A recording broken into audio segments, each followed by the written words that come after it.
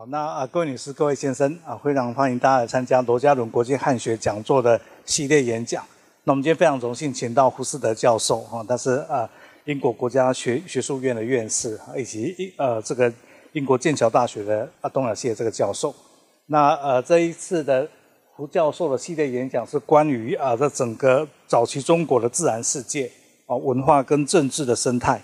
那我们这个星期三已经做过一场演讲，那今天是这个第二场的演讲要探讨关于这个中国古代思想中的自然环境这个主题。那我们也非常荣幸邀请到中研院张谷明教授来帮我们主持这一场这个演讲，然后底下就请那个张教授来主持这一场演讲。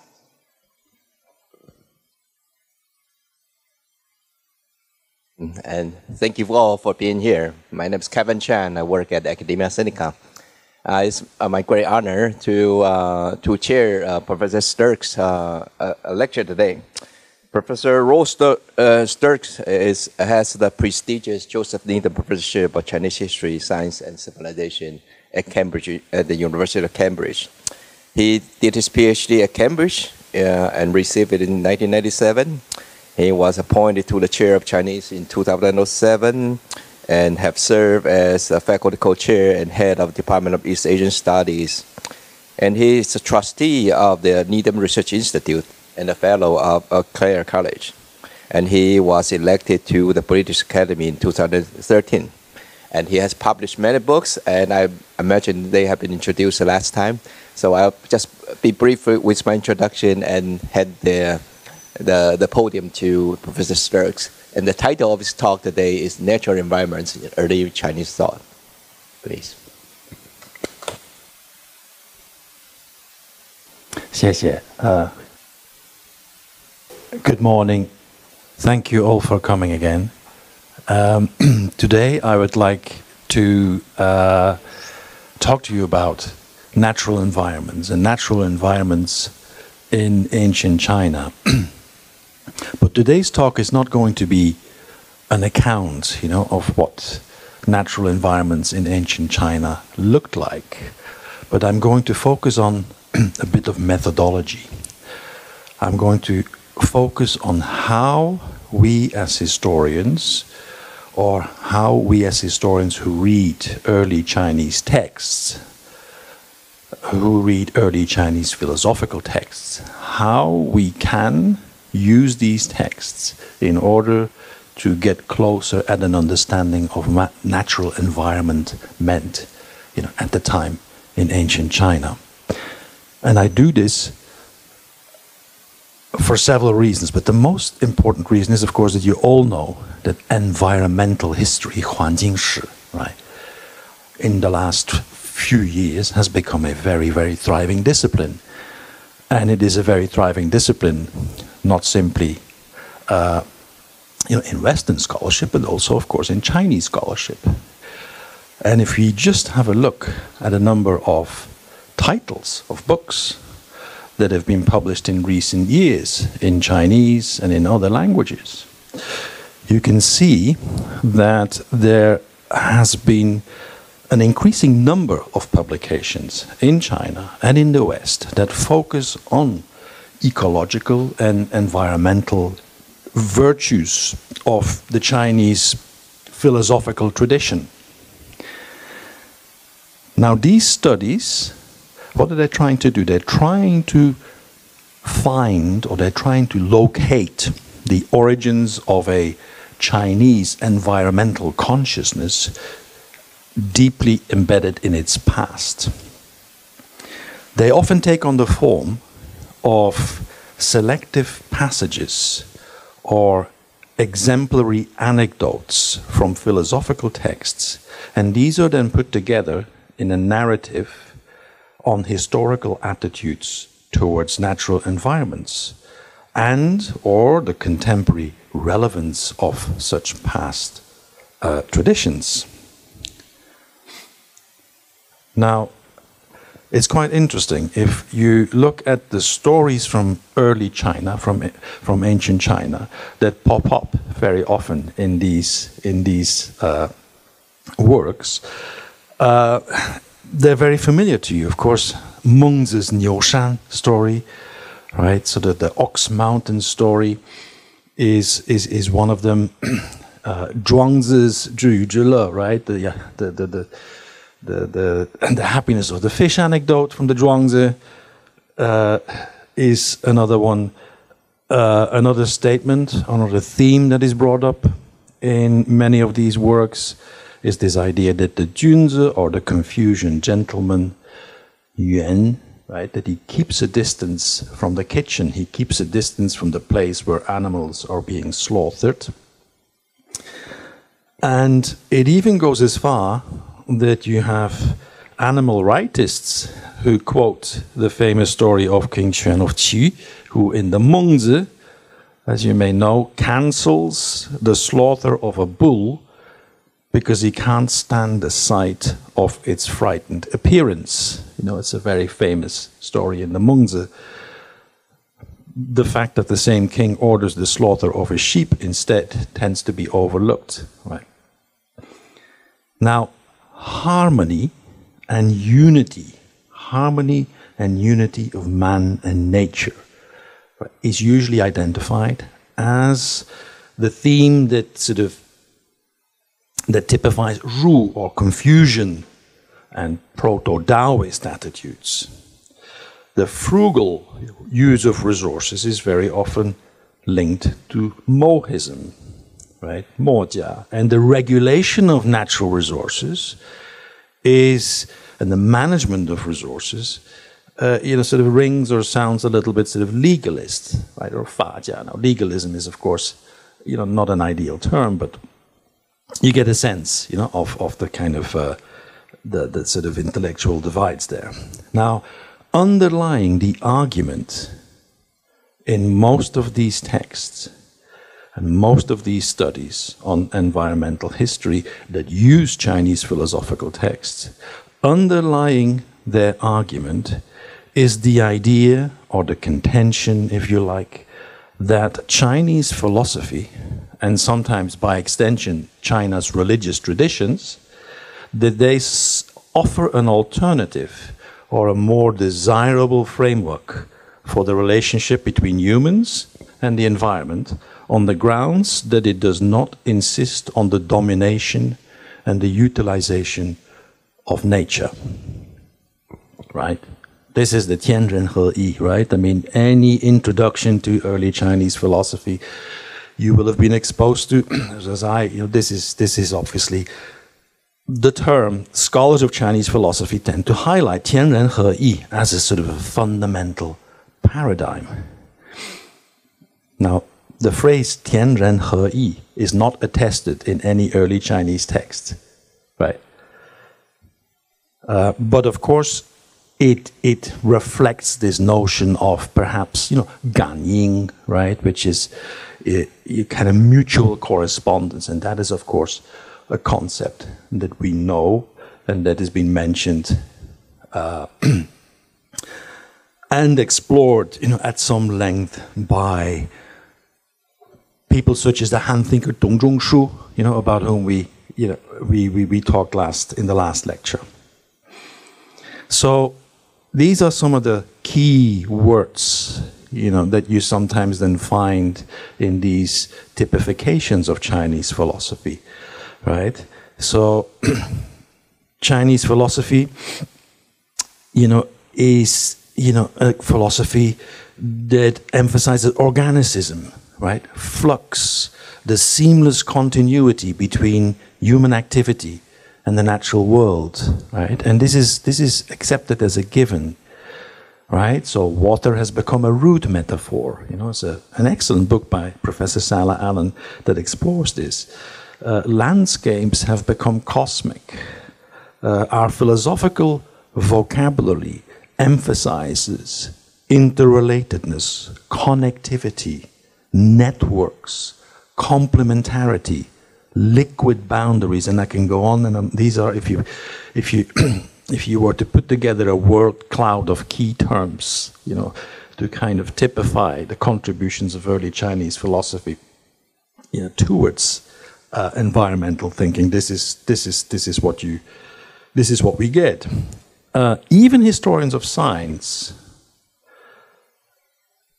sometimes, take this, to the same sort of level. Here's just an example or a quote, from the volume in the Science and Civilization series of Joseph Needham on forestry by Nicholas Menzies. It's an excellent scholar, but the statement itself is a little bit typifying, right, of where we are in scholarship, seeking order by maintaining harmony amongst the 5 elements or 5 phases. Wuxing, he says, could be paraphrased in contemporary terminology as maintaining ecological equilibrium through environmental protection, right? So we're making a jump immediately from the Wuxing model to what is perceived to be environmental protection.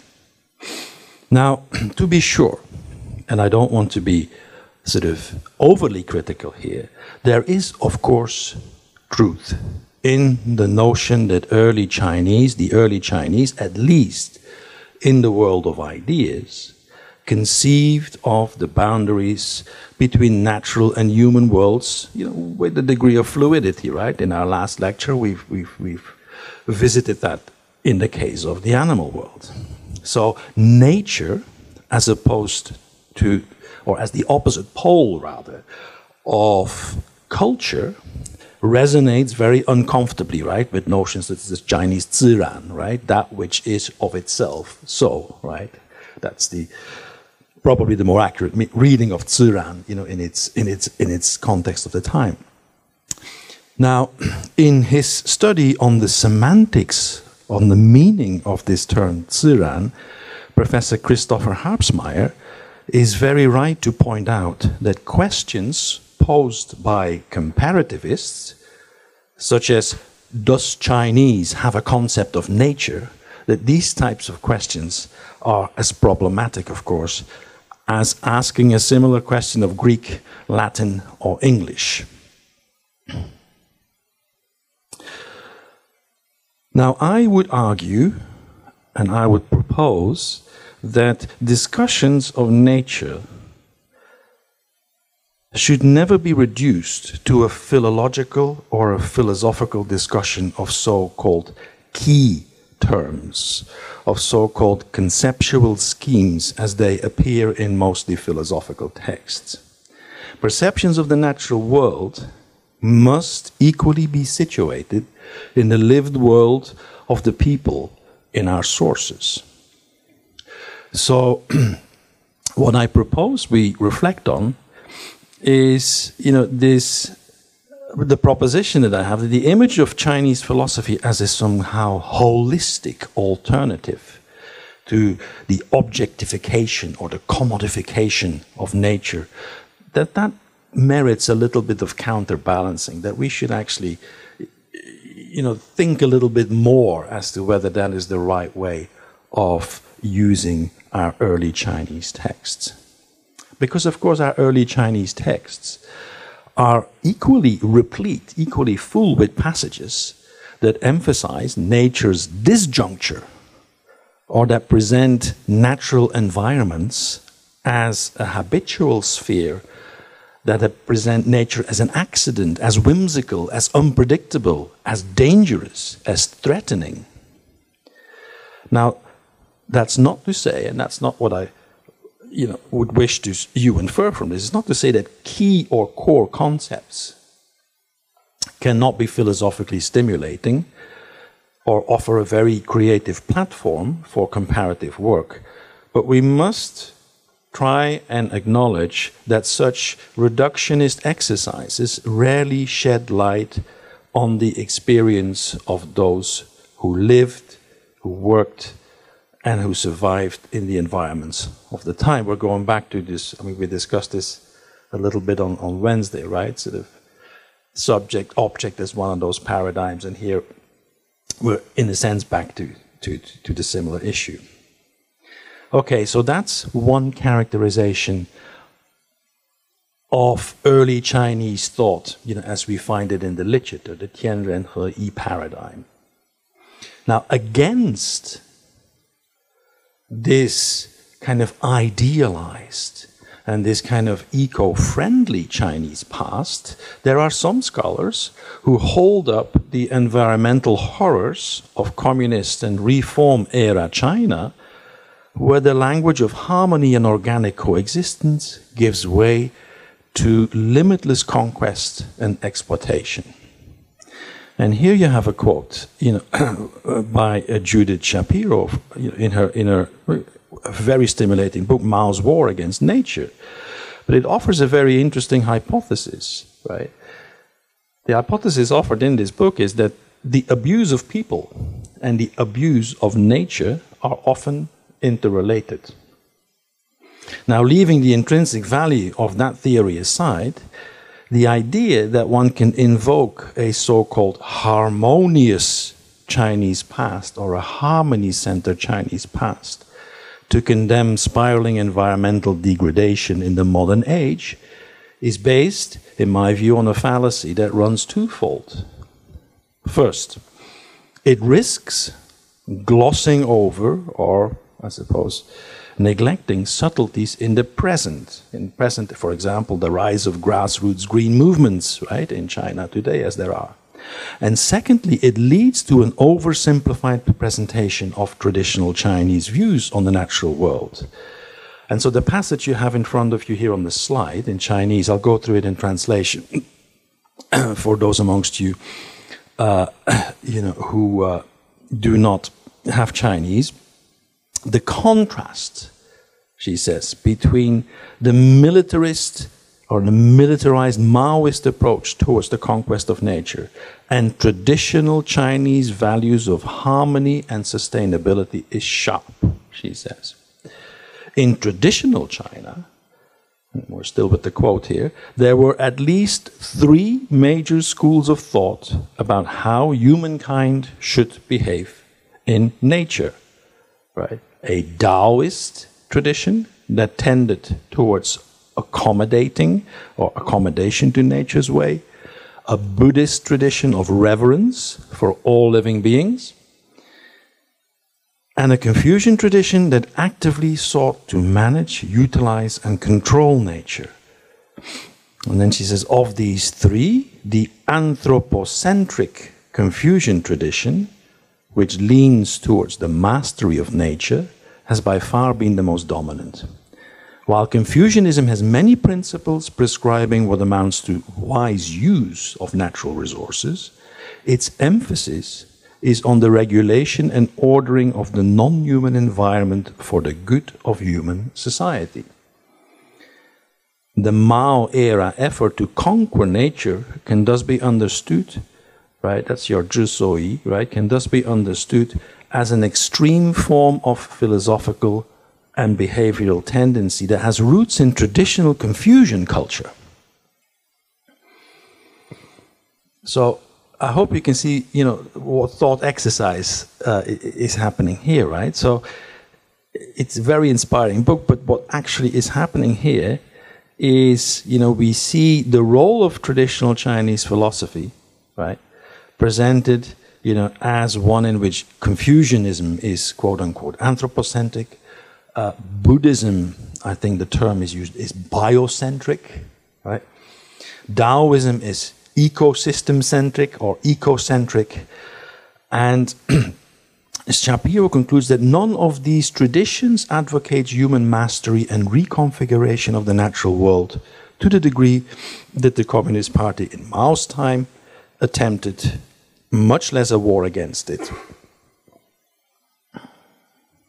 Now, this is one example. Of course, this book is over 2 decades old, but this kind of line keeps being rehearsed, in scholarship. Here's another example. This is, from a slightly more recent,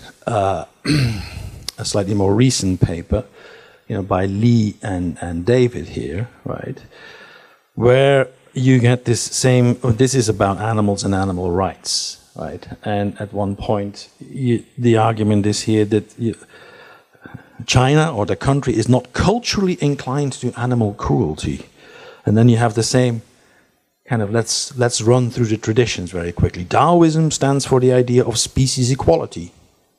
Confucianism advocates moderation and restraint, though it does propagate an anthropocentric world outlook. Buddhism condemns killing and calls for mercy towards animals. The many reported cases of animal cruelty in contemporary China run counter to the Chinese cultural tradition. You see, here we have again something's wrong with the present, because what's happening in the present doesn't reflect, this tradition here. The nature of modern-day politics, especially government and corporate behavior, motivated by the need for economic growth, may better explain many of the conflicts between people and other animals.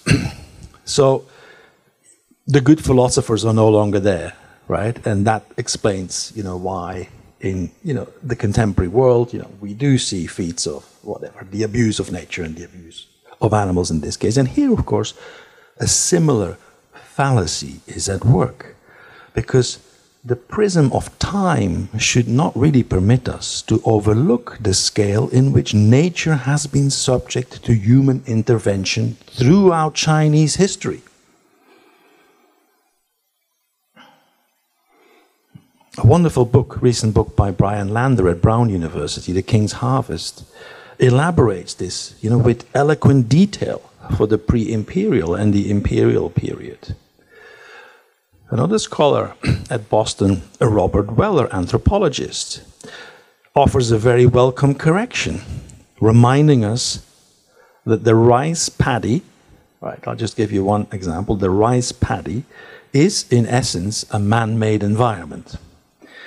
And to that example, you could add, multiple others from Chinese history, one of which, and we will return to this one in my next lecture, Meng's Jingtian system, right? So this idealized grid of communities in which 8 households till a common 9 plot of land, right? All these kind of idealized models of the use of land and obviously society that emerges from it are part, of the same kind of man-made environment that Weller mentioned. He also notes for its time and the scale, and even the hubris of the Grand Canal, right? In the Sui period, the Grand Canal was, 1,700 something kilometers long. And Weller says, look, that's like the Sanxia Gorge, that's like the Three Gorges Dam. So there's in a sense, if you look at scale on the sort of the invasion in the natural landscape, you don't need to be in modern and contemporary China. You can go back all the way to the Sui period already. So, in sum, what has really changed in the 20th and the 21st centuries is not human rupture of nature, but simply the worldview behind it, right? And human nature resonance, right, as identified with the Chinese sort of philosophical tradition, has perhaps, been given way to much more of an anthropocentrism that sees human benefit as the goal of environmental manipulation. Now, Shapiro's observation that for Mao, struggling with nature was seen as a form of political struggle is a very astute observation. But it would be incorrect to ascribe the mission of man to conquer nature as a feature that was exclusive to present day or to socialist or China. As a matter of fact, military metaphors describing the use of natural resources are as old as the literary Chinese language, right? There's a nice example, fa mu, right? To cut down trees. I mean, the verb fa, of course, is exactly the same verb that you use in a military context for cutting down an enemy. So it is as if trees are an obstacle you need to cut yourself away through in the same way that you attack an enemy army. And likewise, on the other hand, the glorification of a golden past when humans lived in harmony with their natural environment, that of itself is also as old, even as, you could say, almost like the Zhou dynasty, right? Because sages and cultural heroes in early China who display their virtue by the way they handle fauna and flora are quoted throughout Chinese dynastic history, right? Here you have an image of, this is the famous King Tang, right, who was thought to be very virtuous because whenever he went out hunting, he would always leave one side of the net open so that there was always a sufficient amount of animals that could escape. So he wouldn't exterminate, you know, the entire catch, so to speak. And this is moral hunting, right? This is hunting with a sense of quote unquote preservation, if you like. So the Zhou period served as a model for philosophers in the classical age already, and it curiously continues to be identified as the golden age of environmental conservation in contemporary Chinese scholarship. Just look at a few titles here. There's lots of literature out there in which people zoom in, you know, on the Zhou as this kind of model for the eco-friendly society. Now, what I'm trying to suggest here is that privileging this Tianren-He paradigm is therefore a little bit problematic on several counts.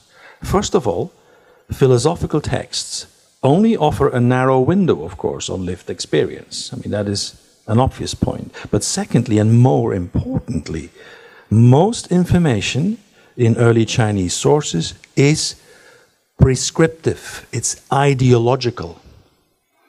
So it's prescriptive rather than descriptive. That means that most of the information we have in the texts from this period articulate how the world should be and not necessarily reflect actual practice or conditions. In other words, the warring states farmer did probably not conceive of his harsh environment as a sort of cosmic landscape, as you can see it in philosophical texts. And I'm quoting here another scholar, you know, Václav Šmil, who puts it in a very sharp, but in a way, you know, a very sort of to-the-point manner. He says that the Taoists, you know, commitment, of course, because Taoism is always associated as, you know, with sort of balance, right, and nature or harmony with nature and so on and so on. Schmidt says the Taoist commitment to undertake wu-wei, non-action, right? Wu-wei, non-action against that is contrary to nature. This commitment, he says, and I quote him here, was never shared by more than a tiny and reclusive minority lost in the sea of generations who were bent on, right, who were aiming to refashion everything natural around them. Unquote. Now, today, an increasing body of scholarship documents, you know, the vagaries of nature in ancient China and its impact on human communities. Over the period from the 5th century BC to the end of the Han Dynasty, notable shifts in humidity levels as well as average temperature variations occurred, and scholars of, you know, sort of climate, I mean, going back to the, you know, the famous Zhu Kezhen, you know, have brought out enough data. You know, there has been a change in temperature. According to one count, written records alone suggest that during the less than 4 centuries of the 6th dynasty's period, so from the early 3rd to the late 6th centuries AD, natural disasters and epidemics took place roughly once every 4 years and 7 months. Now, allowing for flexible margins in which to interpret, of course, these statistics, it transpires, and it is no surprise, that natural disaster frequency in historical sources varies, and it tends to depend on political stability, right? There is a close link to you know, what happens politically and whether or not. In short, for every reference to the harmony between man and nature, you will find a dozen or so that mention droughts, pandemics, harvest failures, deforestation, insect plagues, and so on. So what then, how do we handle this tension? In other words, how do we work ourselves through this tension of, on the one hand, having this corpus of texts, philosophical texts, that sort of sit within this Jianren Heyi type of paradigm. And on the other hand, how do we then tease out traces of ecological fact from these sources, and perhaps even from material sources of the time?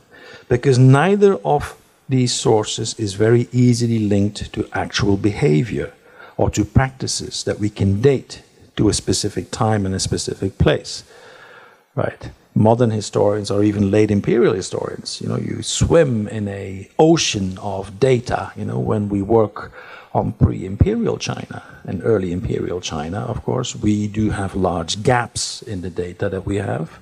And although new texts are being, excavated and found, at an incredible rate, it is still obviously nowhere near the picture one would have, for later times.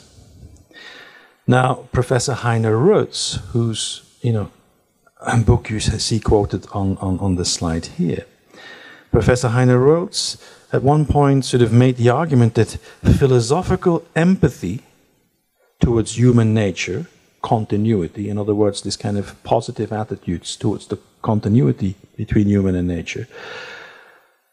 Professor Rotz says, well, you should actually take that as a reaction. You should actually take that and interpret that as a reflection on the lack of it, on the lack of harmony in reality. In other words, the more you hear people emphasize in classical Chinese texts, that Tianren Heyi is the paradigm, right? The more that should be an alarming sign that man might suggest actually in reality the opposite was true, right? That's a very interesting thesis, and that's probably partially true when we think about philosophical texts. Again, they are prescriptive. They tell us how the world should be, not necessarily how the world at the time is. But of course, if we take that too far, that argument, that would imply that all moralizing interpretations of fauna and flora, right, would be a figment of imagination of literati, right, or intellectuals. Or, we would have to then reduce all our sources, to the world of the rhetorical, right? Or we have to then say that all prescriptive texts, state the opposite of what may be the case in reality. So probably, the reality is somewhere in between. To treat the accounts of the use and abuse of natural environments in our sources at face value, however, is equally problematic, right? Why is it so problematic? Statistics are very unreliable, right? And I'll just give you this here. This is just you can find multiple schemes like this in scholarship, right? I call this statisticitis, right? This is the idea that you trawl through historical records, mostly, of course, court-based official histories, right? You take out any mention of a flood, of a drought, like of a locust plague, and you tabulate them, and then you say, look, these are this is, of course, useful to have as data, but you have to be very careful, of course, that these statistics are wholly unreliable, because, of course, what constitutes a natural disaster is a construct, is a political kind of construct very often. A flood means a flood in certain contexts. In other contexts, it's not a flood. A flood is can be a deliberate measure, for example, to attack a city, right? So still today, right, what constitutes a natural disaster is heavily contentious, right? And so natural disasters, agricultural shortfalls are always selectively reported, right? It's a bit like taxation, right? You never report exactly, what needs reporting. So there is politics at play, there is rhetoric at play, and so on. So we have to be a little bit careful and not be overly sort of enamored with, statistics, however sophisticated sometimes, these statistics are, because they do, of course, tell part of the story. So the modes of discourse, then, through which arguments about the management of nature and its resources was framed, vary significantly across warring states and Han texts. So instead of reducing or reading our sources to a sort of a philosophical reflection on Chinese organicism on the one hand, or otherwise a sort of a literalist or quote-unquote scientific or linear environmental decline, what I think we should do is ought to pay attention to the language and to the source genre and the context in which our environmentally pertinent information is contained. So you're going to find different versions of what the natural environment means depending on the types of sources that you deal with. When we deal with philosophers, we're going to see obviously an emphasis very often on articulating ideals of human conduct. So their arguments about human attitudes towards natural environments are really anchored in debates about virtue ethics and good government. If you read texts by technical experts, calendar texts, right, divination texts and so on, they will be deliberating on faunal and floral life according to the demands of according to the demands of the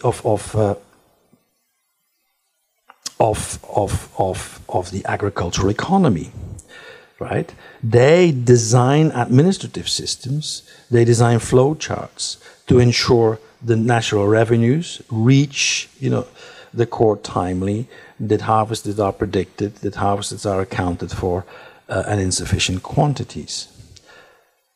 Cosmological or cosmologists or natural experts, they see the growth and decay of natural resources as part of cosmic patterns that really seem to be transcending the boundaries of time and space. And so they devise almanacs, they devise calendars accordingly. And then finally, if we look at administrative texts, at legal texts, and we have show you a few examples later. These texts prescribe patterns of consumption and preservation of natural resources, and they legislate against transgressions of hunting and harvesting regulations. And they do so not on the basis of moral exhortations, but through administrative sanctions and through penal codes. Good. So, in order to draw the registers of, I suppose, comparative environmental philosophy closer to historical reality, scholars of Chinese thought, should probably venture beyond the master's text, beyond the philosophical text, and attempt to put together data across a spectrum of sources, across a range of sources, and also discuss them in the context of the sources in which they appear. Having to distinguish prescription from description, of course, as any historian among you, will know very well, can be very challenging, right? It is very difficult to form a clear picture of hard facts. Yet examining perceptions through the language and format in which they were communicated may get us closer than superimposing a model of environmental history or philosophy onto Chinese data. Right? So the moralizing language that you find in early Chinese philosophical texts to describe the management of nature doesn't necessarily need to disqualify it from relating to actual practice or from actually imparting useful information to us. And so I would argue that unpeeling this language is an important step for us to help establish how the early Chinese related to their environment, or at least how some thought or felt about it. And so in the second part of my talk, I'm going to offer you some examples that really illustrate the types of problems, the types of hermeneutical problems we as contemporary scholars and readers of these texts are confronted with when we try to interpret, to decode potentially ecologically relevant data in early Chinese texts through the language in which it has been transmitted.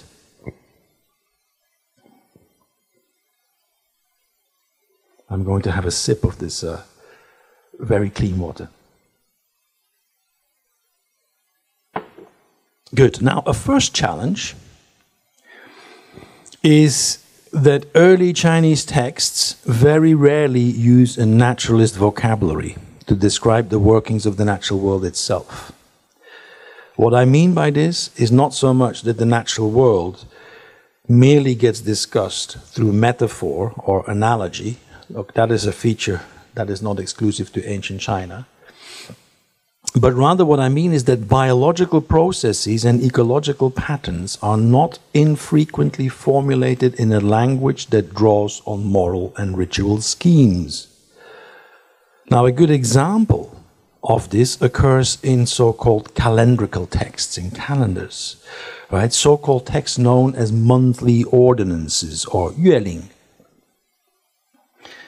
Now, these are calendars. These are texts of which we have, several versions that describe, of course, what happens month by month and what activities need to be organized month by month in response to the passing of the seasons and so on. Now, in the yueling text, in these yueling texts, you will find statements which at first sight, seem puzzling to us. And I give you a few examples here on the slide, right? For example, in these calendars, fishermen are advised to start fishing only when otters sacrifice fish. You see, they jiyu, when the otters are actually sacrificing fish. Or hunts are only meant to start when wolves sacrifice prey. There you have it again, ji, right? Or the nets are to be set out only when doves transform into eagles, right? Hua. Now, when you see these kind of statements as an interpreter, as a reader, right, you have two options, or at least two options. The first is, for example, you could follow commentaries, right? And commentaries would explain, for example, that the image of animals offering sacrifice, as some kind of moral awakening of the natural world. Another option is to take the image of sacrifice, ji, as a sign or as a way of saying that there is an abundant catch. In other words, that the remains of the prey being scattered around on the riverbanks, right, when the otter is hunting, can be interpreted as a sacrifice by the otter, to the four directions. And actually a commentator as early as Zhongshuan gives you that example. When you see references to one bird species, like doves, changing into another species, right, a predatory species, you can take the philosophical tack on this, right? You could perhaps even sort of in a Zhuangzi style simply explain this as well. This is just an example of how, people thought that everything in the world changes constantly and species change into each other. But what have we explained then? You could also perhaps think of this as a way of saying that the season of abundance for carnivores has arrived, right? Seed eaters transforming into carnivores might be a way in which, this was expressed at the time. And these are just a few examples, but the list of these types of interpretative choices is long. Another example which you have there on the slide is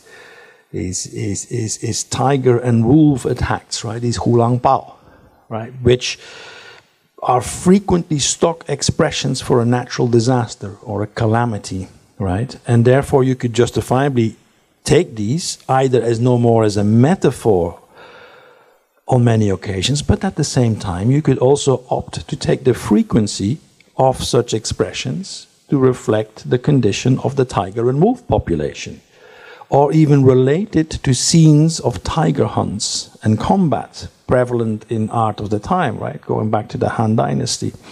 And the fact that these hulang bao are a legal category in late imperial law suggests their frequency could have a statistical relevance, right? That would be what scholars such as Robert Marx here and Wang Zejin have argued. Now, the same moralizing language, right, characterizes descriptions of how humans are to conduct themselves towards the natural world. And one of the most interesting cases is the figure of Confucius, right? And I just say the figure of, right, because we know virtually nothing about the historical figure, the historical Confucius. But Confucius is, in many texts, portrayed as a moral hunter, almost as a sort of an environmentalist avant la lettre, you know, like before we even had the word. In the Li Ji, right, in the Book of Rights, for example, he insists that obstructing the seasonal growth of fauna and flora should be seen as a violation of filial piety. He says cutting down a single tree outside of the season, 非孝也 is not filial, right? It's very interesting, right? So you can take a philosophical angle and you can suggest that Confucius or Ruism or quote-unquote Confucianism is first and foremost concerned with human values over anything else. But then when you see the same language being used elsewhere, the possibilities widen, right? Here's a little fragment in the Xunzi, right? And Xunzi, for instance, notes that when Confucius lived in this particular place, Chuetang, youngsters of the village apportioned the catch of their nets so that those who had parents took home extras to feed them.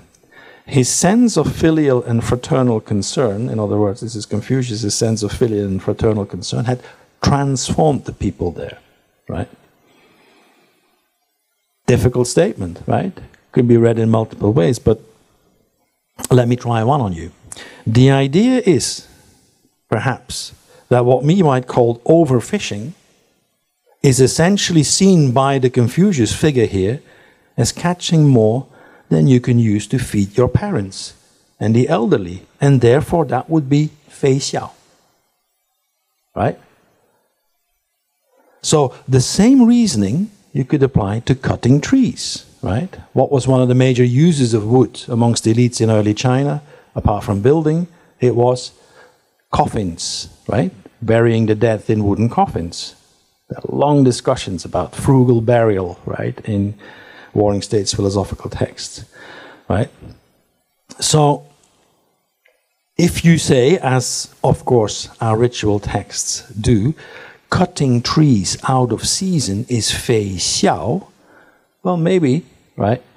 The implication is that is against funerary decorum. You know, that is not something you should be doing, because it is therefore also against filial piety. So what I'm suggesting here is the language here, right? Fei xiao. That is the language of Confucian virtue ethics, right? I mean, it's a very very familiar concept to us, right? The language here is that of Confucian virtue ethics. So this is not sort of some kind of proto-Taoist type of language on, you know, maintaining the harmony between, you know, between man and nature, or sort of growing and declining through natural cycles. But now think of it this way: both fish and trees should benefit from Confucius' insistence on explaining their protection as a form of filial piety, right? So this is just the language in which this is couched. So filial piety here, one could argue, is to formulate a notion of proportionate use and preservation, right? Now this is an example of one type of thought exercise, you know, one can put oneself through when reading these. But you can do this over and over again. Whenever you see the language, you recognize the language is distinctively philosophical, distinctively ritual, distinctively sort of sourced in moral ethics. Try actually to read it as a practical statement and what might lie behind it. Good. Now this is the moral language. Now I'm going to push on with a second example. The use of land, the use of natural resources, right, in ritual texts contains information of value, right? It is easy to dismiss ritual texts, of course, as just that, but there is many of the ritual precepts that touch on the environment in early China also appear at the same time in administrative law.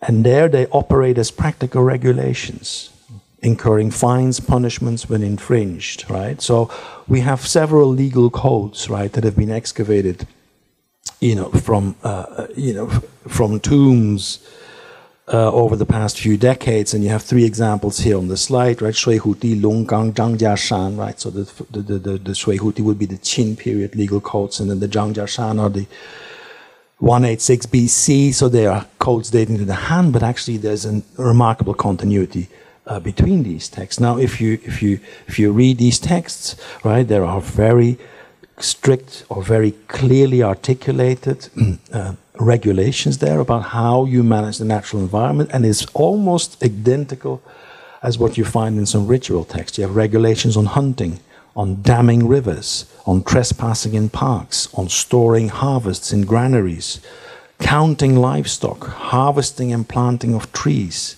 So it's quite interesting that there doesn't seem to be evidence to suggest that early Chinese society witnessed a radical or a gradual shift from ritual normativity to legal enforcement.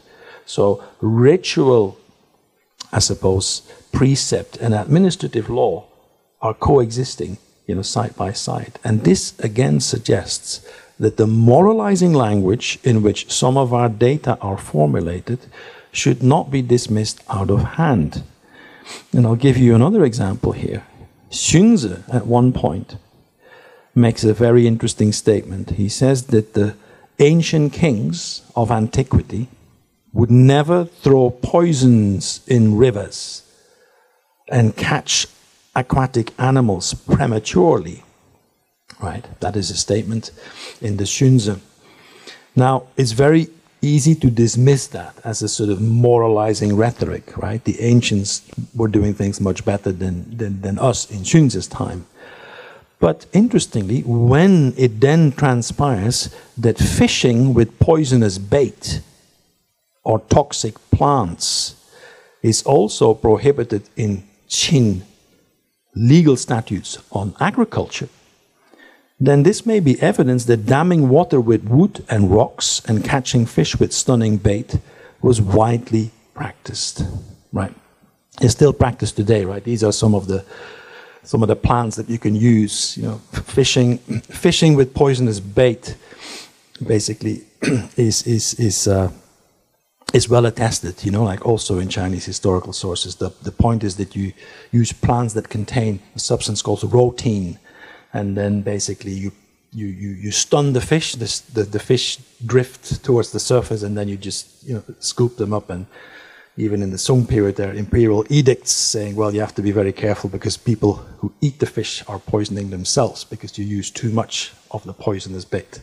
Anyway, just to say that you have a statement in a philosophical text and you see it in a administrative legal text at the same time.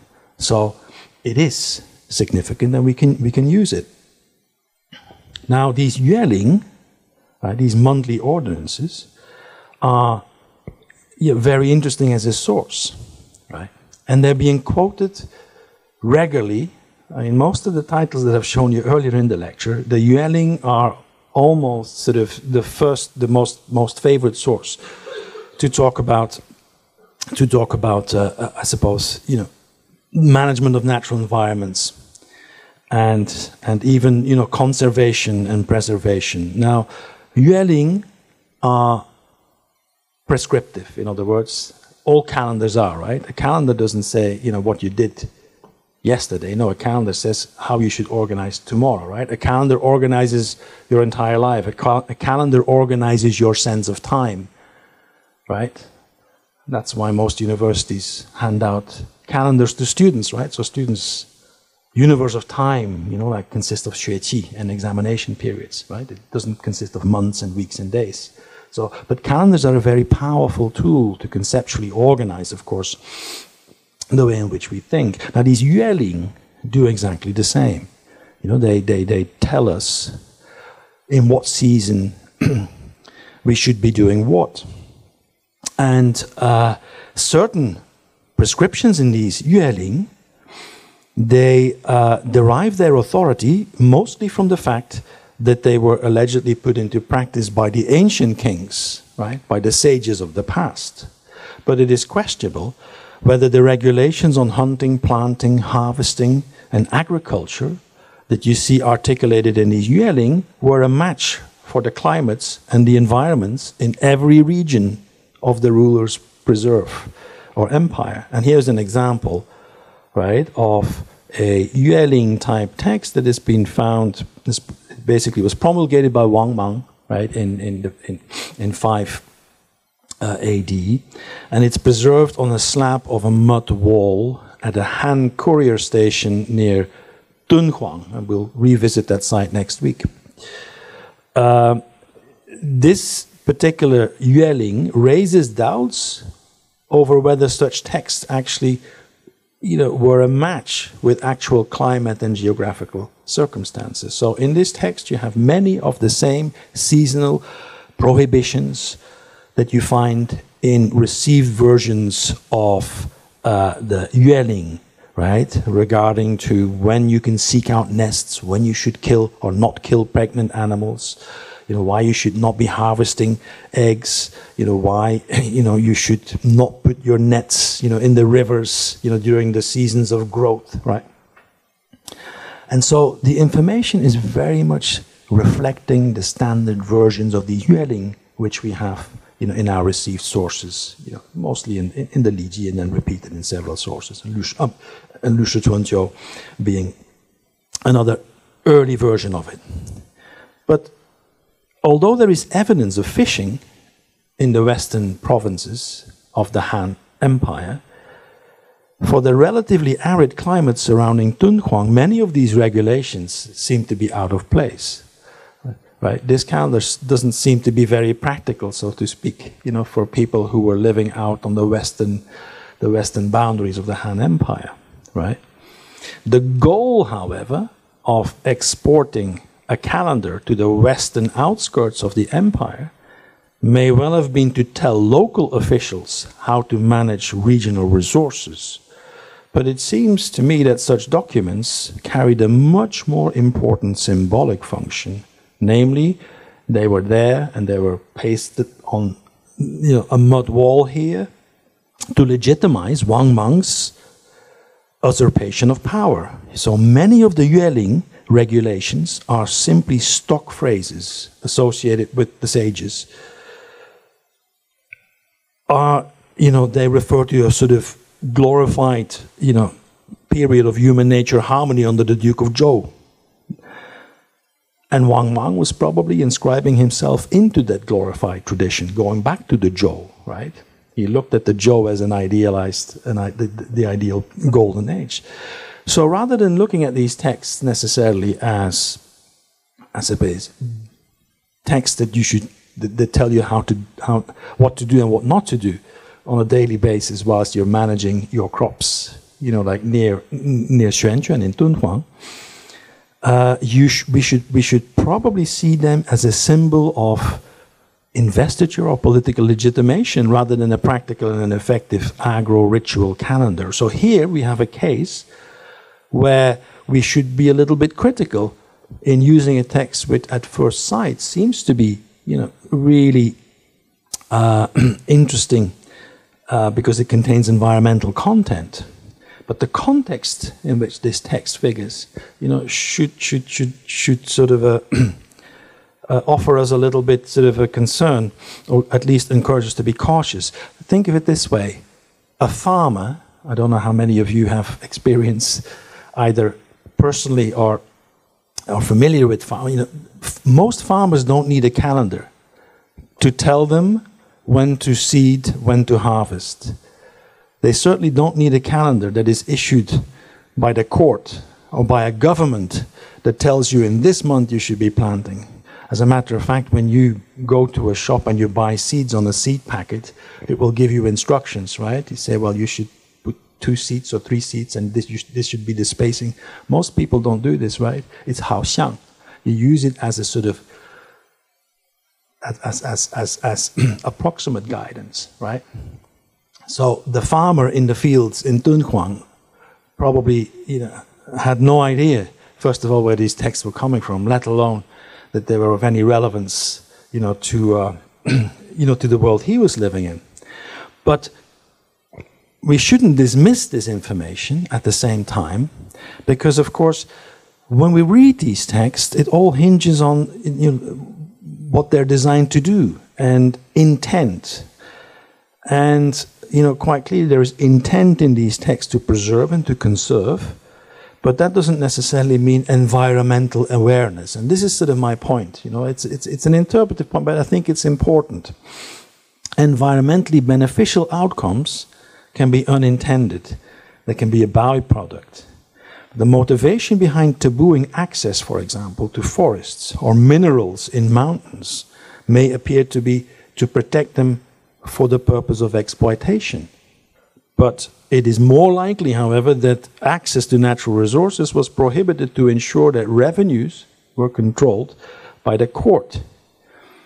And so in the case of this particular example of the Yueling from Xuanqian, Professor Charles Santh makes a very interesting observation here, which I put on the slide here. He suggests that the stated goal of these documents is conservation and preventing the destruction or over-exploitation of natural resources, right? So he says, well, these texts show us that there is an intent to conserve, right? And legal texts of the 4th and the 3rd century, right, also suggest that intent to conserve is there, right? And then he continues saying, not only does this new information discovered shed light on the history of environmental law in China, it also confirms that deliberate conservation is not exclusively a modern or Western concept. Unquote. Now, I think he's right here about intent, right? That's clear. But I think seamlessly grouping together these calendars, these edicts, and administrative statutes into one hybrid category called environmental law is really problematic. Because whether or not these regulations constitute environmental law or a precursor thereof is an ahistorical question. The main driver behind calendrical regulations and administrative law is natural resource management of a particular type. What type? Extraction rather than preservation. So that would be my argument. These texts are about extracting resources rather than preserving resources. And so you could then actually sort of take it one step further and even argue that Chinese environmental thinking is in essence at the time a program of court-issued, I call it extractology, right? In other words, it's not so much a menu for conservation, right? And so if you think of Mengzi talking about the Jingtian system, or if you think Mengzi talking about, or Xuxing, the sort of the Nongjia people, the tillers, the school of the tillers, whom we will visit next week, right? They throw up credible historical evidence. But if philosophical Taoism had any relevance at all to those officials who were under pressure to increase and deliver resources for the empire, it is that non-intervention and non-action would entail a return to the unregulated wilds.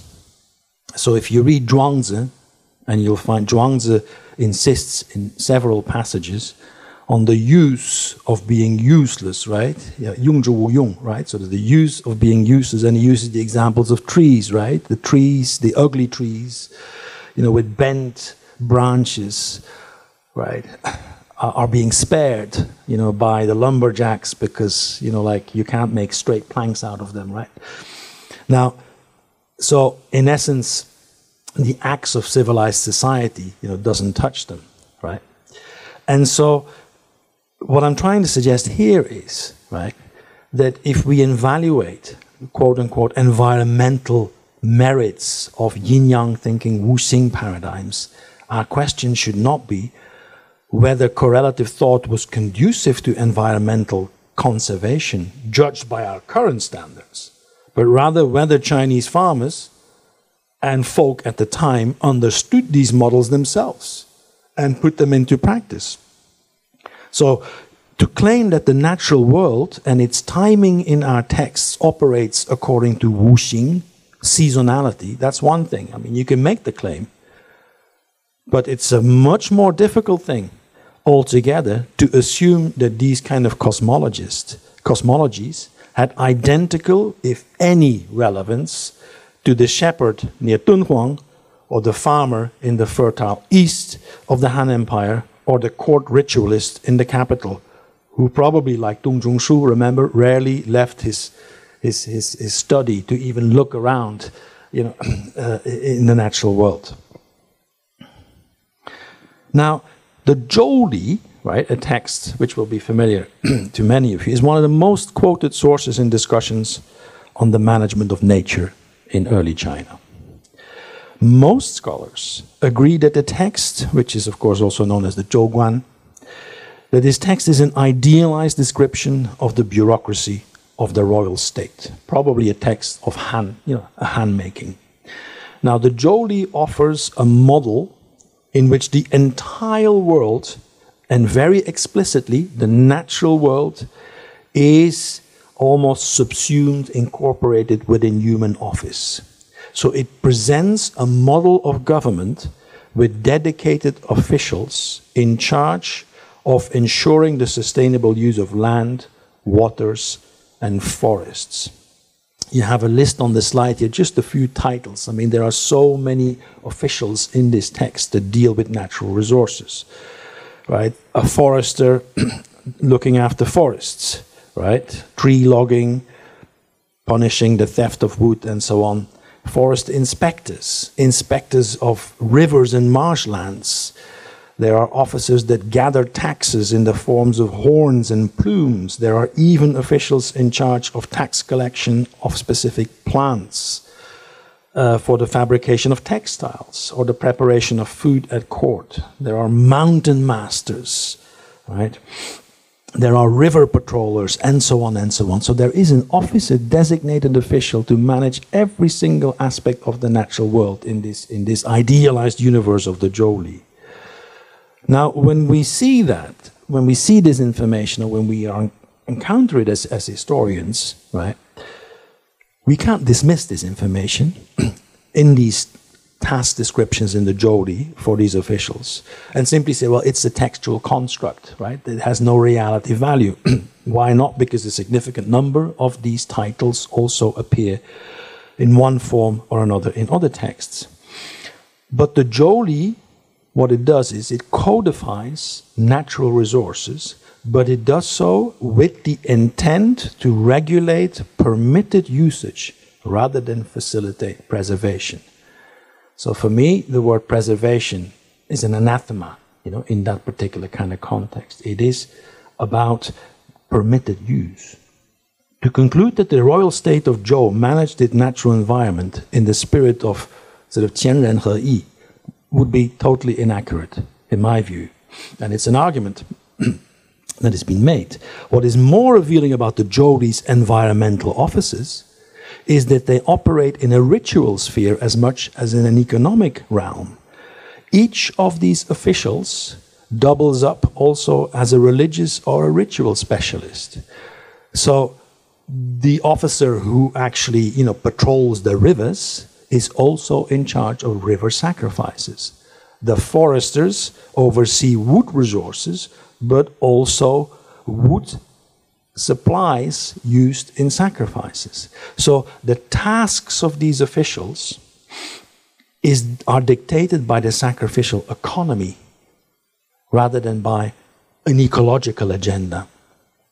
And so it becomes a very complex source, right? A text such as the Zhou, because much of its technical information may be accurate, but the societal model in which it is cast is a hyper-idealized world, a world in which rather than permitting nature to run its course, each and every aspect of it is micromanaged. Its central message is resource ability under control of the central authority. And that brings me really, to sort of my concluding comments really is that if we look at texts such as the Jolie, what they should be doing, I hope, is encourage scholars to de-romanticize early Chinese views of nature or the wilds. Because these texts remind us that unlike agricultural land, which from Qin times onwards could be held in usufruct by small farmers and over time was monopolized by landowners, but what they tell us that nature and natural landmarks such as forests, marshes, mountains, rivers, ponds, they were the inalienable property of the ruler and the court. They were the property of the court. They were a resource that provided towards the private expenses of the ruler and his household. Right? Here you have a quote from a text, a Han text known as the Yan Tie Lun, the debate on salt and iron.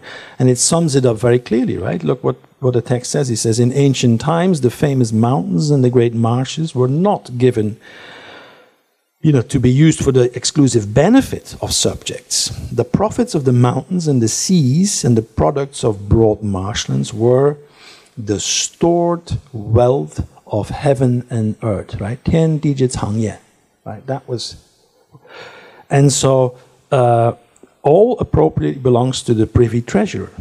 But on this occasion, Your Majesty has unselfishly assigned them to the Grand Minister of Agriculture to insist in relieving the people. So the Han Emperor's generosity is presented here as an exception in case.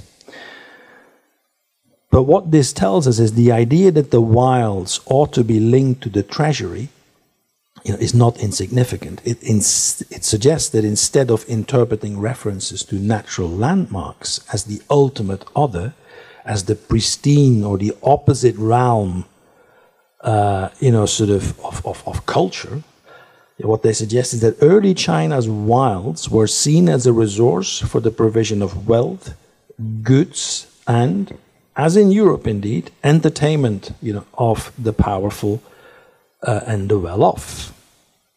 So, in our sources, two distinct images of nature emerge. You see nature as a world of refuge, as a world of reflection, as a world for hermits, right?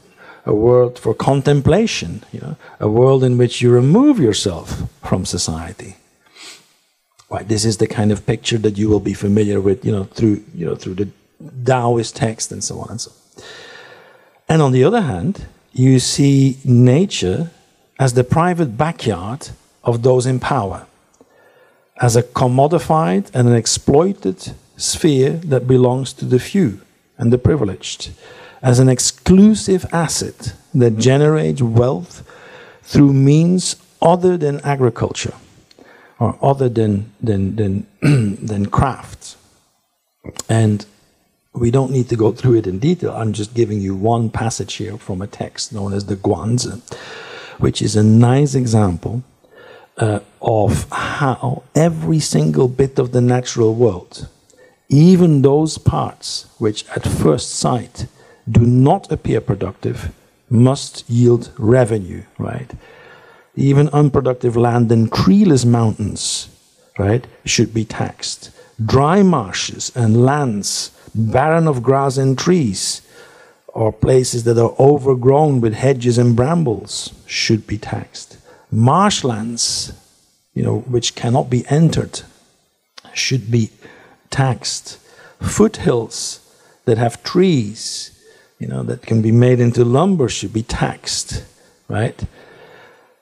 Streams in which fishing nets can be placed should be assigned a tax. The same should be the case for forests that have been trees, that can be used for, here you are, coffins and carts, right? So all of this should be taxed, right? So to no great surprise, many texts of the period will condemn a ruler's fondness of parks, but they will praise his energies in cultivating wastelands. So, in conclusion, when we claim that Chinese thinkers, the great Chinese thinkers of the classical age, insisted on the harmony between humans and their environment, we make a claim that is philosophically compelling, and that may be philosophically stimulating, and that actually is the claim which actually is engaged in most sort of projects of comparative thinking, in which we try and sort of sum up like the great paradigms of ancient Chinese philosophy vis-a-vis that you might find elsewhere in the ancient world. But I think we should keep in mind that these are of paradigmatic value at best, so they resemble, or they bear little resemblance to the ways in which the ancient Chinese managed the natural world in practice. What is important, therefore, is not so much that we emphasize that the Chinese tradition insists on harmony, on interrelatedness, or the moralization of nature. But what's important that we emphasize is that this was the language through which natural environments were routinely described and discussed. Within a socio-political system that was distinctively monarchical, right, and autocratic. I mean, warring state, the one thing that all Chinese philosophers agree upon is that there can only be one person at the top. Nobody ever questions that paradigm. So we're living in a world which politically and administratively is monarchic, autocratic, and so harmony in that context at best meant concordance with and obedience to one's superior. So as an ideological vehicle, man-nature harmony stands for everything, but at the same time it stands for nothing, right? So Mencius, for example, already explains taxation as a restoration or a return to an original harmony in society, right? Irrigation and the construction of canals can be explained as evidence, either symbolic or real, for example, that ultimately all roads and all waterways must lead to the monarch, to the center. As the Huainanzi notes, in this statement here, when the ruler wants a plank, his ministers cut down a tree. And when the ruler wants a fish, his ministers will dry up an entire valley. So most discussions of nature in early Chinese texts are about the justified use and control over resources by the ruler, and the ethics of redistribution, of permitted usage and consumption. The so-called harmony between heaven and man may have been a very convenient ideological and a rhetorical hook upon which to draw up an exclusive natural contract between heaven and the Son of Heaven, but not between heaven and his people. The early Chinese formulated very sophisticated ritual, legal, and customary codes for sustainable resource management. But these doctrines were focused on utility and the optimization of resource extraction.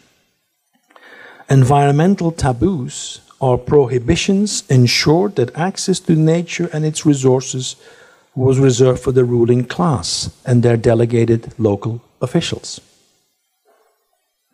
Now, undoubtedly, early Chinese philosophical texts will continue to be read, or perhaps misread, as ideological platforms for environmental philosophy, right?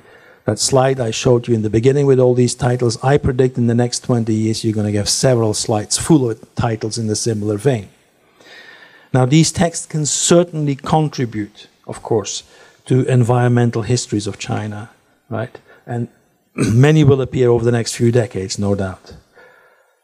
But my suggestion here is that these philosophical texts need to be used in the knowledge that only a limited amount of information they contain lends itself as reliable historical data when stripped from their ideological context. That doesn't mean that these sources, are not useful. By contrast, actually, it makes a virtue of the philosophers, because the philosophers are invaluable as counterweight to purely quantitative and data-driven histories of nature. And it would be a really missed opportunity, in my view, not to enrich the study of Chinese nature with a history of ideas and perceptions. So a history of mentalities as much as a story of rough data. Thank you.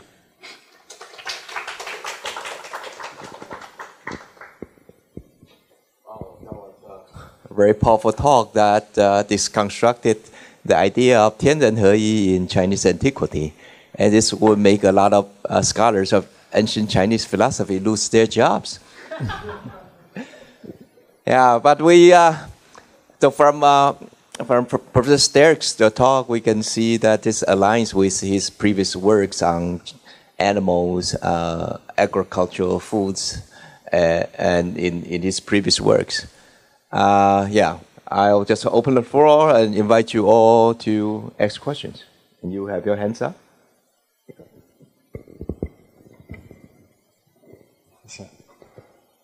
Thank you, Professor. Again, fantastic. I wonder about two things that I would want to put into discussion with your observations. And one of them is Tianming, the mandate of heaven, right, and how it is viewed in light of this. And the other is the great, what I now am framing as the great extractive projects of the time. Like, I'm thinking of the Great Wall right now. I don't know, I haven't read anything on it, but I would be interested in how that shows up in administrative as well as philosophical language, specifically the erection of the wall. And I'm also putting it in discussion with Anna Tsing, The Mushroom at the End of the World, if you've read it, but she writes about scalability and the sugarcane plantation in 15th, 16th century Portuguese colonies, and how these colonies employed the technology of bringing in slaves to make this plantations work, and whether that was a consideration by empires, by the Chinese empires, to bring in work. Where does the work come from? Where does the extraction come from? What is the technology of extraction that they are trying to use? And how has that, like a history of the technology of extraction, of extractology, is my thoughts. Thank you. Thank you. There's a lot in your questions. I will return to part of it next week when we talk about agriculture, because it's very pertinent to it.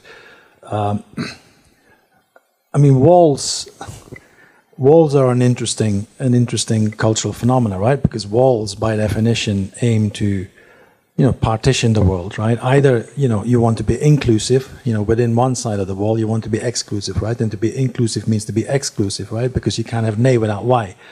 Now, of course, I'm not a specialist on this.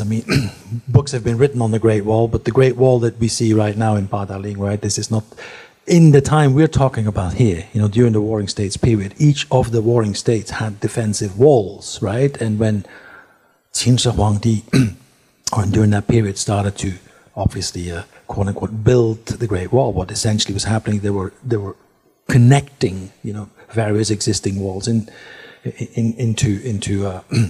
into one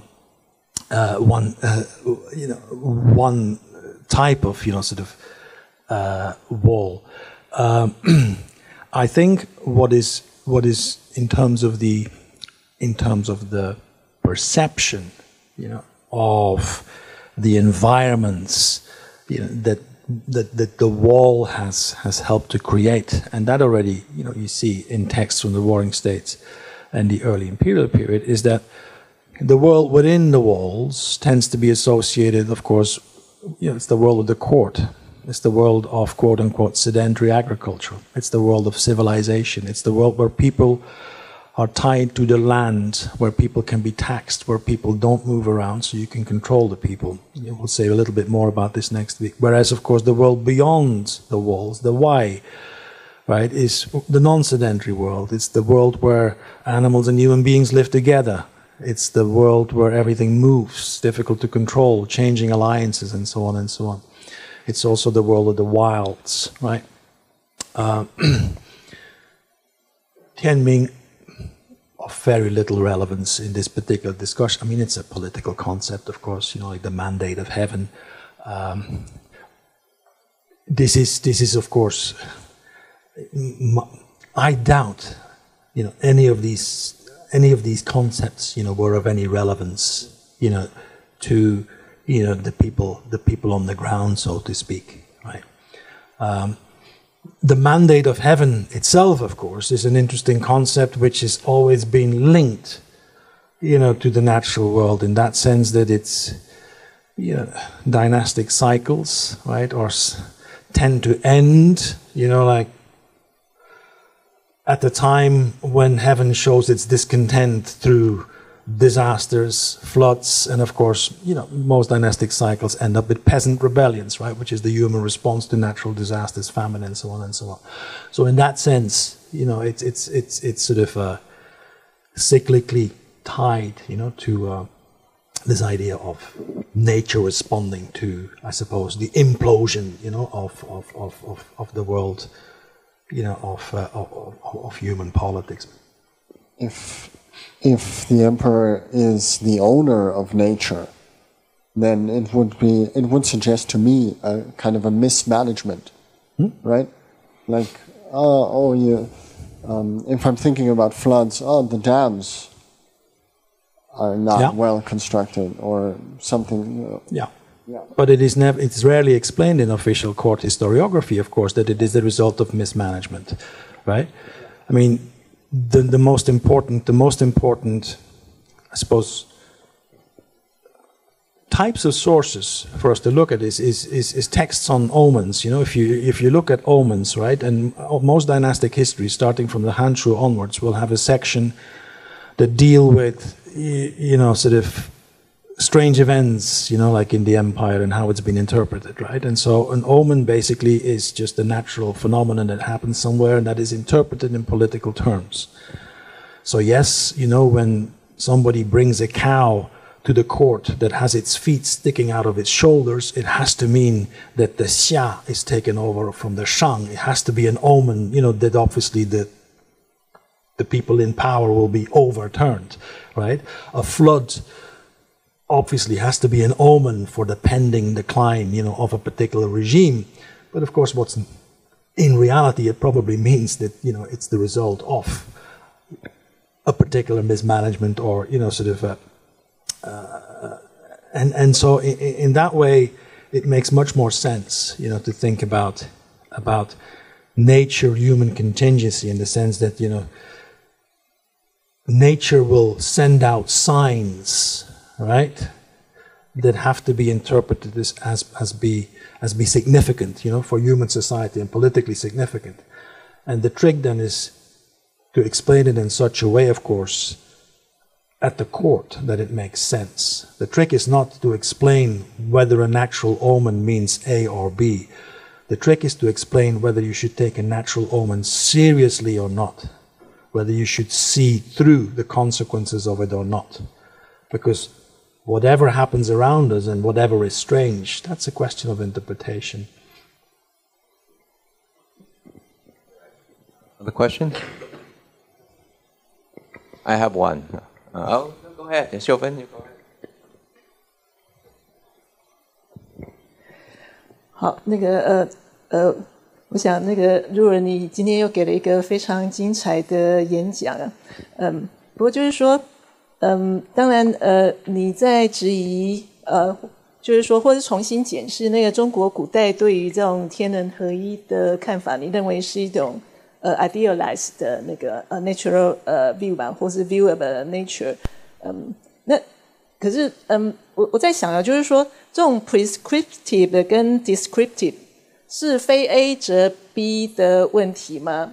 还是有可能就是说其实是一种并存的关系？因为像这种天人合一的看法，其实在对于就是古代之后的那些诗词啊，还有那些譬如说山水画，其实还是一种很 powerful 的那种就是措辞或是诠释的方式嘛。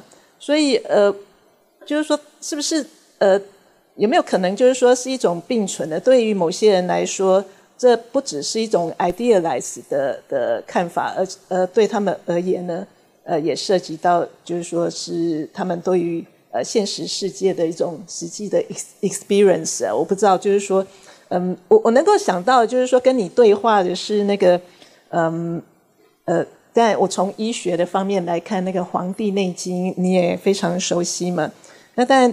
你刚才讲的很有趣啊，就是说像如果以《黄帝内经》为例的话，里面有五行嘛，那些五行对应什么五脏啊，然后季节啊颜色啦、气味啊什么什么，那当然就是说是一种理想化的一种就是那种身体观或是身体跟自然的关系嘛。可是在那个《黄帝内经》里面就是说也有这种对于人怎么会如何生病，就是说有这种从六气的角度来看，风寒暑湿燥火。那就我所知最近有一些学者呢试着是从就是说认为说这个也许也是一种古代对于就试着把那个自然或者是环境或者是气候的因素呢带进那个对于身体的这种就是说健康跟疾病的理解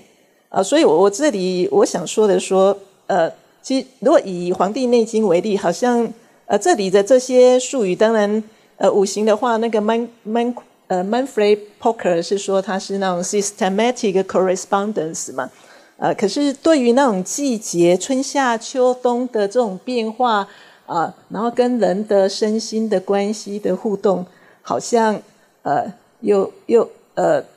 就是又有这种descriptive 或是甚至也不是只有那种 theory， 而是一种bodily experience 的部分。那我不知道就是说你会怎么 comment。 那我最后我想到你刚才提到月令，我觉得是一个很有意思的东西啊。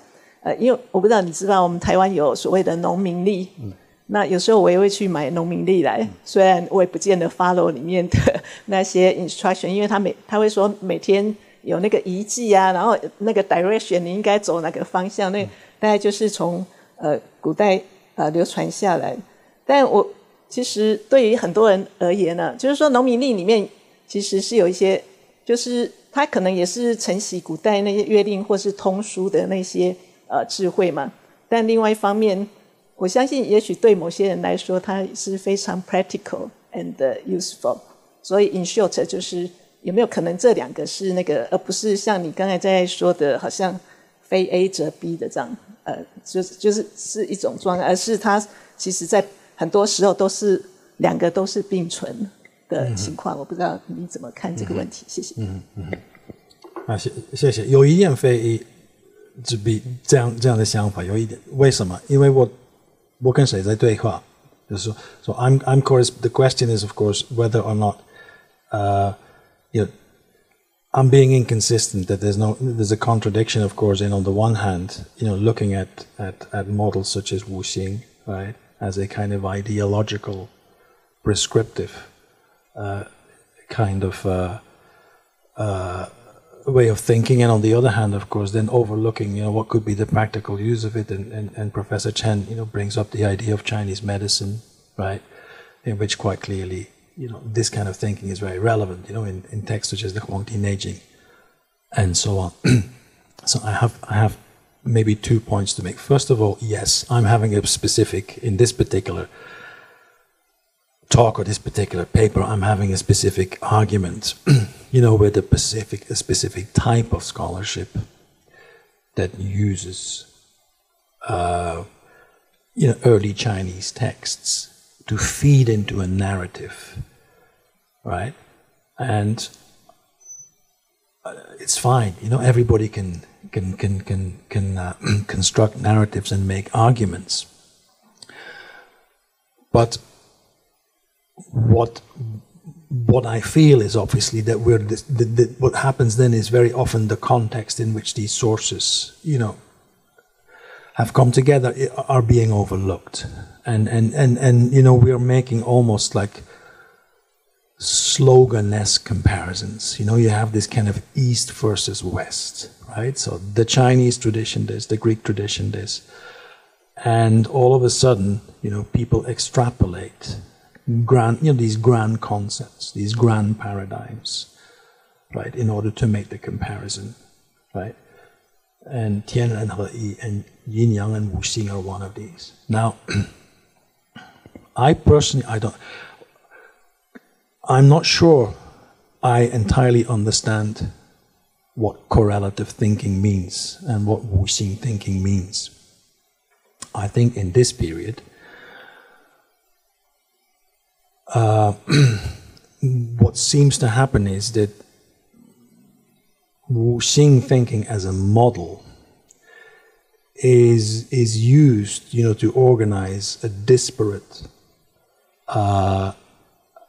sort of resource of data, of phenomena. It's trying to make sense of the world. It's not organizing the world as such, but it's trying to make sense of the world through a mechanism such as Wu Xing. Now, this is obviously a very, I suppose, in many ways, it's an abstract model. I mean, you can use Wu Xing to explain how one season follows the other, right? And if you need a summer, you just stick, like a midsummer in, right? Because you need a phase of 5. But ultimately, what it's trying to do is to make the argument that if things fit within this Wu Xing order, we are fine, right? Now, when it comes down to the human body and bodily experience, then, we are talking about a different world than, of course, the world that I've talked about, which is sort of, the philosophers, and the cosmos at large.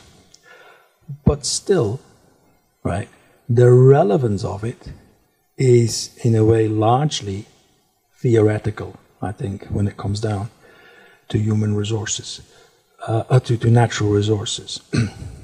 It really makes no sense whatsoever, or it can't have made any sense whatsoever to, a farmer in Han Dynasty China, whether a flood, was of course a flood has to happen under the Shui phase, right? And of course a forest has to burn down in the Huo season, right? But that is ultimately an explanation after the facts, right? Or you can use it to divine and predict what might be happening. And so there has been a tendency, I think, in scholarship, very often by people who don't necessarily are historians of China, but who are, are interested, of course, in great paradigms, to use these models, such as Wu Xing, as actually footprints of historical reality, rather than as tools, as hermeneutic tools to explain the world, right? And so in that sense, I don't think I'm being inconsequential. In terms of my argument, of course, this is an argument directed, at some of the examples, that I've shown you. And my concern, I mean, concern is maybe too big a word, because of course, look, in the world of scholarship, you know, all flowers must bloom, right? Everybody has a, you know, has the creativity, you know, to take it, and everybody has a different audience and a different readership to which they are, for whom they are writing. But there is always a risk. There is a risk that, you know, things are oversimplified. And it was a case that this happened in Western scholarship. You know, there was a case that you wouldn't find any text on Chinese philosophy in a bookstore in Europe or in North America unless it was under the section mystical something, mystical. They were never near the philosophy stage, mysticism or something, Oriental mysticism, right? Now what I see in some of this other scholarship that is coming out of, you know, China itself, is that this whole kind of Tianren and therefore, you know, sort of, we have been environmentalists since the early days, that this is also, you know, a new ideology. There is nothing wrong with that ideology. As a matter of fact, if that ideology helps address some of the environmental concerns today, it's actually a very powerful one to have.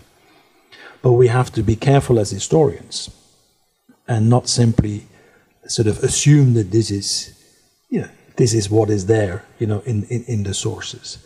And this is why, you know, I kind of emphasize that for every reference to Tianren He, you will probably find 20 references to environmental destruction, you know, in the sources. And we shouldn't, you know, we shouldn't be blind to that. So that was really, you know, my point here. I don't believe, yes, the calendars are important, you know, and I buy them too, especially for the wisdom, you know, sometimes on the back of the pages, you know, and the Chengyu and all these things. But if all these calendars worked, right, how do they work across a space, a climate, a geophysical world that is so different, right? So I still think that calendars are part of expressing your authority, your political authority, right? It's no coincidence that most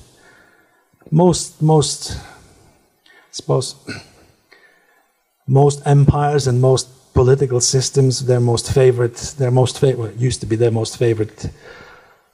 gifts, you know, for New Year periods would be a calendar of the next year, right? That's what you always give first. Here's a calendar. This is what the next year will look like, right? And we get fundamentally shaken up when things don't follow the calendar, right? When it is too hot in one particular month where it normally should be cold and so on. So I think there's a bit of both. I mean, there is some practical wisdom in these calendars, but that is wisdom probably which you could also transmit without having to have one calendar that is issued, you know, by the court. So for me, that's much more of a sort of a symbolical assertion of power.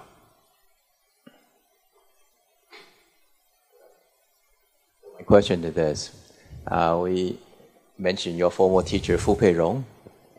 Fu Peirong, I think, advertised himself as a follower or priest that amplified the greatness of Confucianism, the greatness of the Chinese civilization. But you just said that, and what makes Confucianism stand out is Tianren He among others. And now you just said that, no, this is not the case. Tianren He is just construction and it has little basis in reality. But then the question is, what makes China, China? What you said, I very much agree with, is that it actually can apply to almost all societies, even primitive society, right? So we we want to take resources out of nature to sustain our life. And very often, as you said, that even the Chinese close their thinking with sacrificial language instead of administrative language. And this happens in a lot of societies, even in previous societies. They close their knowledge with rituals, right? Their knowledge of nature with rituals. And so what makes China distinct, or ancient China distinct in your case? At that point, you refer to this control by the central government. But that makes me a little nervous. If your critique that a lot of this idea of 全人合一 is too much idealization, and I think the authority, a central authority that applies to a big empire, might also be an idealization. And so yeah, I wonder what your response is. What was China? What makes it different from the other places? And then the authority or the power of the central authority. Yeah, thank you very much.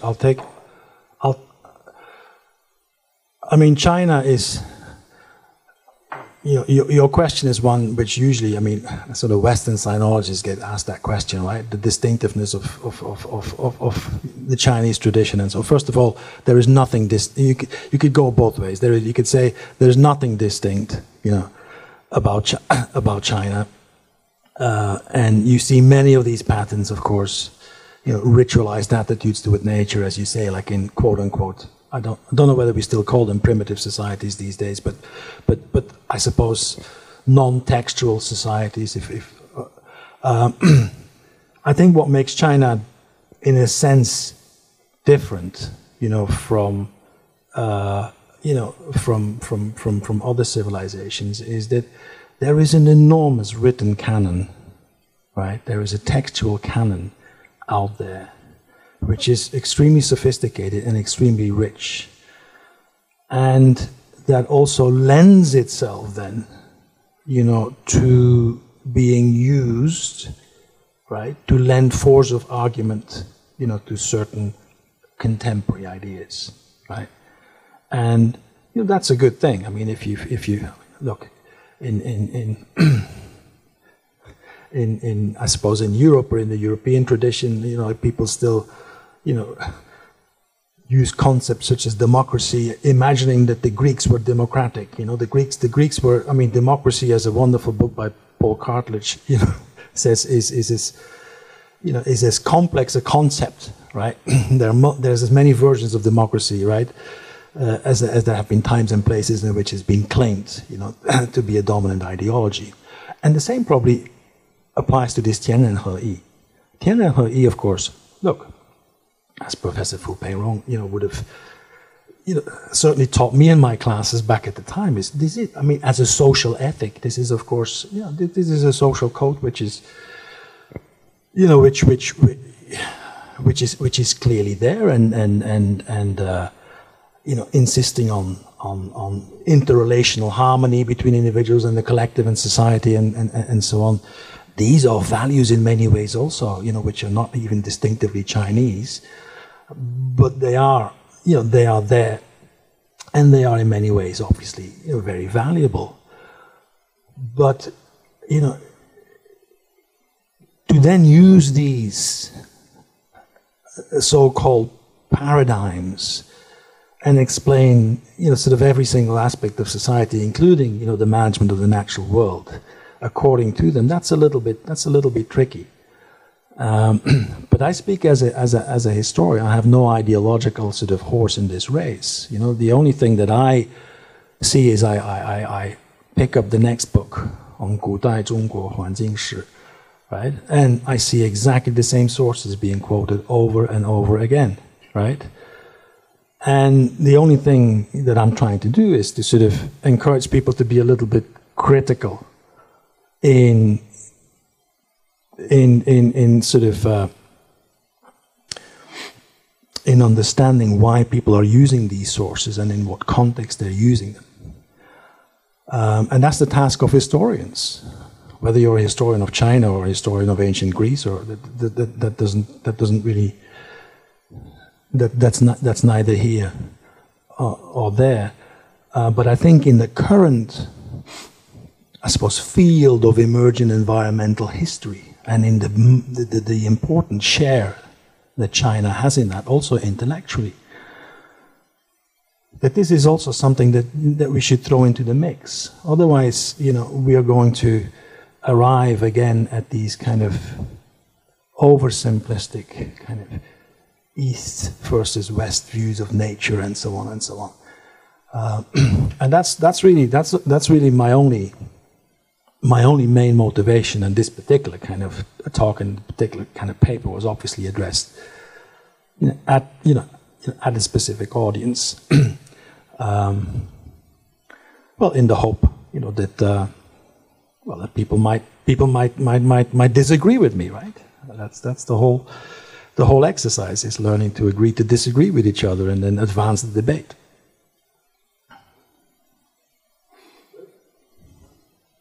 We can take probably one or two more questions. 那感谢那个胡教授的演讲哦，就是说，胡教授今天的演讲大概就是说，对于中国古代的自然的环境，从现实面来看，或从这个所谓的这些思想家的这个理想层面来看这个事实的问题。哦，可是当然就是说，一个文明发展过程之中，为了发展经济或为了增加国家税收，当然会去使用自然资源。所以你的结论的第二点就是说，对于这个中国古代的思想来讲的话，还是把自然当作是皇帝可以使用的一些这个自然资源。那我想这样的一个文明发展过程是不可避免的这个结果。所以在您之前引用到孟子说，孟子认为说牛山之美那个mountain 那个故事说那儒家就主张是说，那我们要审慎的使用然后当然就是在荀子比如说荀子可能更强烈一点，说要自天其物，就是说我们要好好利用自然他不认为天人合一，他在这个儒家里面是比较主张应该要这个人类有权利去使用这个自然的。好，那这个过程，我想在现在的这个时代也是如此吧。我们现在 environment ethics 就是我们这个环境伦理学，我们是探讨是说，那我们人类为了经济发展使用这个自然，破坏自然，我们有没有一些界限？有没有一些这个所谓的道德问题？那如果从这个角度上来看我们当代的这个环境伦理学在西方的观点之下，大概就采取一种所谓的这个永续发展的观点，就是在一个经济思考的这个所谓考虑之下，谨慎的使用自然，而不要过分破坏它，这样我们才有永续的自然资源可以使用。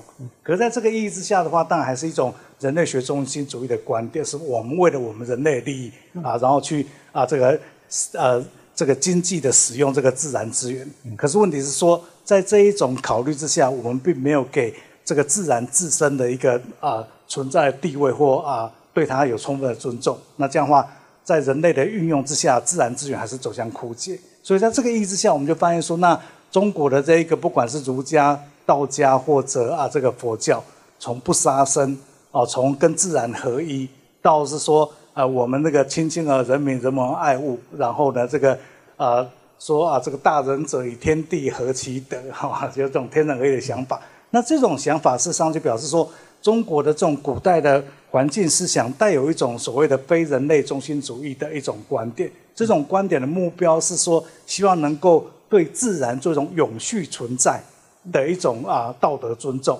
而这一种天人合一所代表的一种所谓自然法思想，认为自然是生生之道，自然是有一个固定的这个原则，是我们人类必须加以尊重的。那人的道德行为，天行健，君子以自强不息。我们应该根据这种所谓自然法的这种思想跟天一致，这样的话，我们才能够确保这个人类的生生不息或自然的生生不息我们要遵守这样一个道理。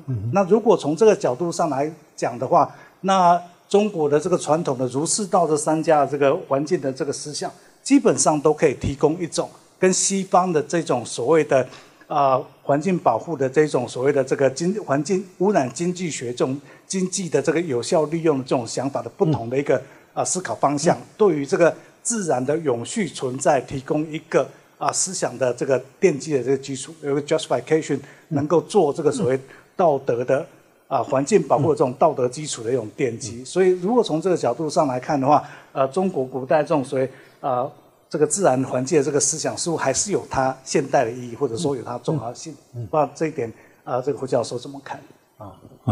谢谢你的问题。The question is so contemporary relevance of sort of the ancient Chinese tradition, for environmental ethics today, right? And Professor Lin points out that there is value, right, in what we see in the sources, for debates today on justified use of the natural resources and so on. And I would totally agree. I mean, there are plenty of ideas in that tradition which are extremely valuable, and frankly, one might argue that if you contextually, if you take this idea that ultimately, the natural world is the preserve, or is the responsibility of the ruler, right? Ultimately, it's in possession of the ruler, but ultimate responsibility for the running and the justified use of natural resources lies with the ruler, lies with the monarch. I mean, if you translate that into contemporary environmental ethics, you could make the argument that in political systems, that are not complicated in terms of contesting views, on what nature is and so on and so on. Environmental ethics are probably much more efficiently implemented, like in a political system, where the monarch or the ruler can actually, obviously, top down, issue, certain rules and regulations. I mean, it's when you have 5 different green parties questioning, what the value of nature is. Well, that's wonderful for the purpose of debate, but what you really need is, of course, you need the one monarch, the one ruler, to implement solar across the entire empire, right? And so there is an enormous value in this kind of 天人合一, in this kind of paradigm in terms of what one can do for it in terms of contemporary environmental ethics. And there is nothing wrong, of course, with these ideas being used for that purpose. But my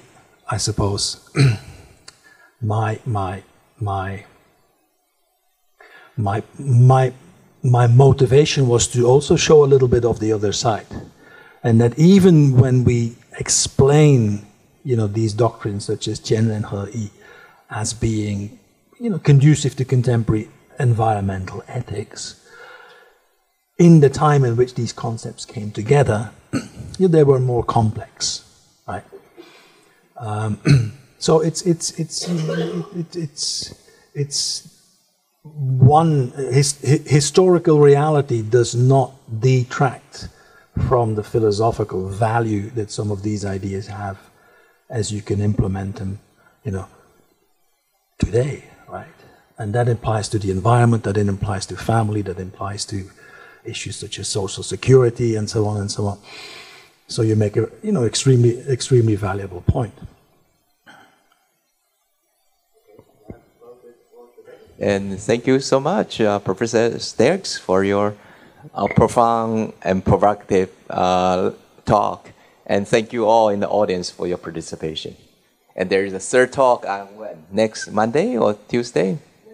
Wednesday, okay. And you are all welcome to come back.